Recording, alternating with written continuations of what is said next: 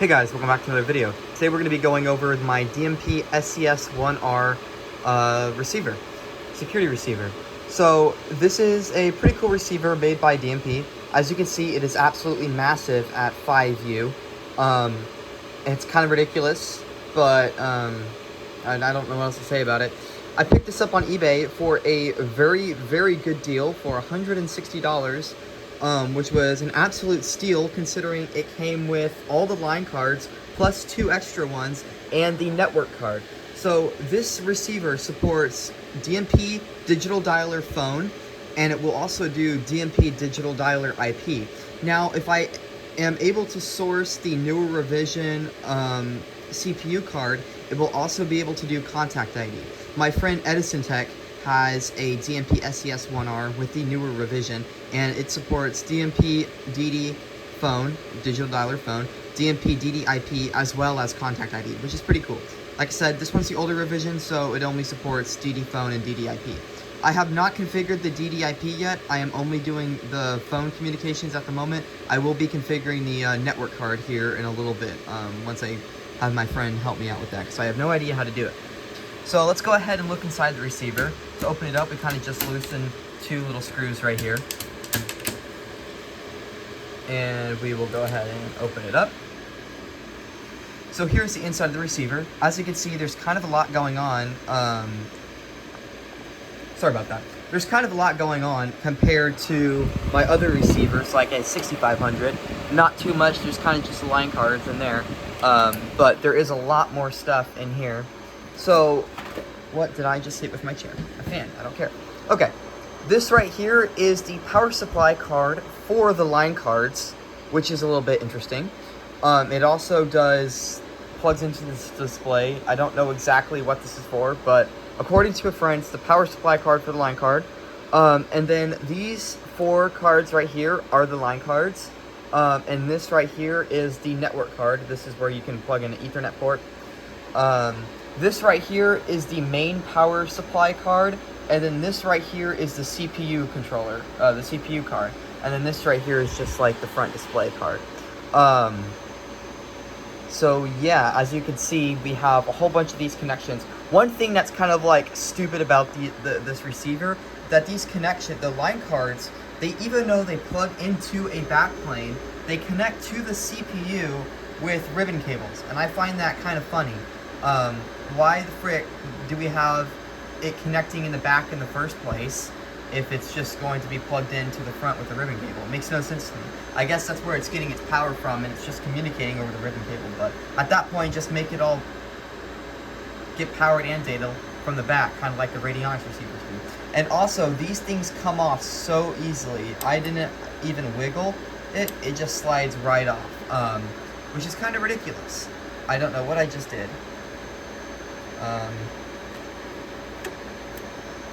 There we go. So yeah, these buttons right here are to silence the line card, because that's a thing.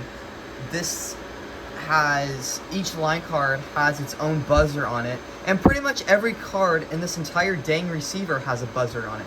So whenever you first power the receiver on, you have to hit this button, which is also the silence. So you have to silence this.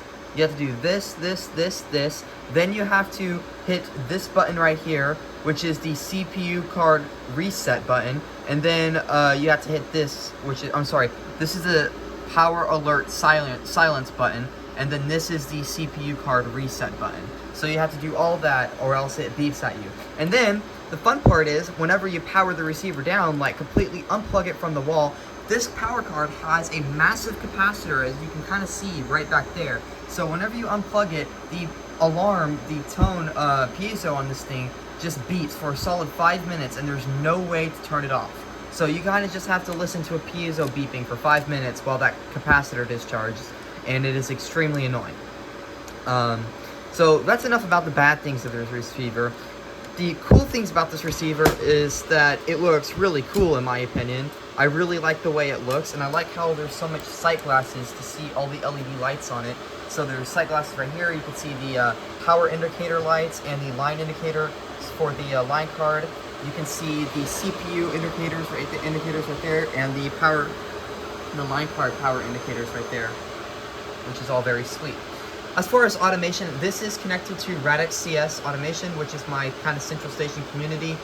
It is a public central station network where members can join and add their receivers to one unified automation platform, or they can just have their panels report to existing receivers that are on the network.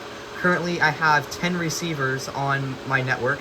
I have 4 receivers of my own, and then I have some other members that have their own receivers on the network, which is pretty cool. So if you want to join, I'll leave a link to the website down in the description. Now, that's enough talking about that. I can kind of show you, let me kind of screw it down, rescrew it. Unlike the Radionics D6500, this thing takes straight 120 volts in. It also kind of draws a lot of power at 1.5 amps. So I don't know how much watts that is. I can't do the math in my head at the moment, but I'm gonna say it's probably 100 watts maybe. Actually, let me just check. If my math is correct, 1.5 watts is equal to around 1.5 amps is equal to around 180 watts, which is kind of a lot of power for a receiver. The Radionics 6500s just take straight 16.5 volts AC in, and as well as most other receivers just take regular, most receivers just take 120 volts in, but the Radionics receivers do take 16.5 volts in. I think only the 6000, the D6000, and the D6500 take 16.5 volts in, but I am not too sure on that. Anyways, I can kind of show you the interface a little bit. To get into programming on one of these receivers, you hit I like to just hit the ACK button 2 times, so you hit ACK for operator sign-on, and then ACK again. And for the code, the code, when you first get one of these, is new. So you kind of spell out new, and the way to do it is kind of weird. So what you would find the number that corresponds to N, so we're going to find 5, and then N is the second letter, right? So we're going to hit the second key, so we're going to do 5, and then second key, and that equals N. And then for E, we're going to find E, that would be 2, and that is the second letter, so 2, middle key, so on and so forth. I did change my password to just 1234, so it's more easy. So I just enter 1234 and then hit command, and that does get us into programming, and we can see my name, my initials, signed on. From there, we can see that we have, you can set date and time. Here you can set the operator codes. You can configure the system.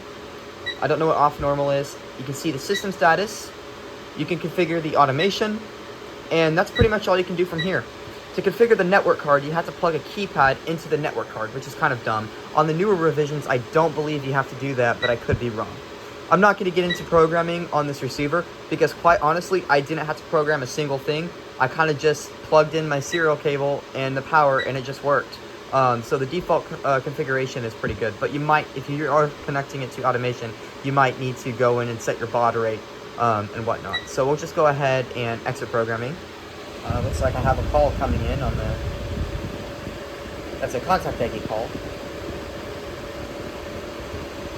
Cool.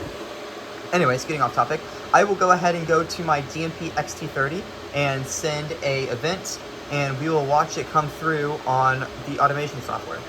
Here's the DMP XT30. We'll just do a basic panic here.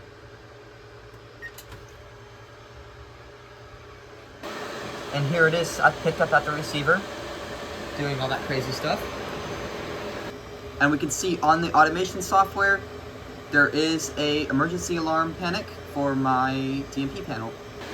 Back at the receiver, I'm very curious on what the system status thing is. So let's log in back into the receiver real quick, and let's navigate to the system status, because I think we can see calls that came through.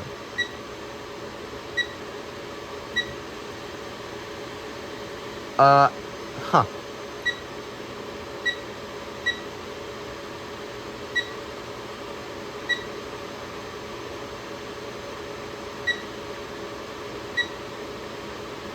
Interesting. Let's just go ahead and back out of that. And let's do one more event just for fun. Back at the keypad, I'm going to do a fire panic. Acknowledge that. Go back to the receiver. and we will watch it pick up on the line card. It's reading this line card right there. It just picked up, and it is now processing the event. And if we go over to the automation, we can see we do have a fire alarm for my DMP account. Anyways, I hope you enjoyed this video of my DMP SCS-1R receiver. If you have any questions, comments, or concerns, please place them down in the comment section below. And thanks for watching. I'll see you in the next one.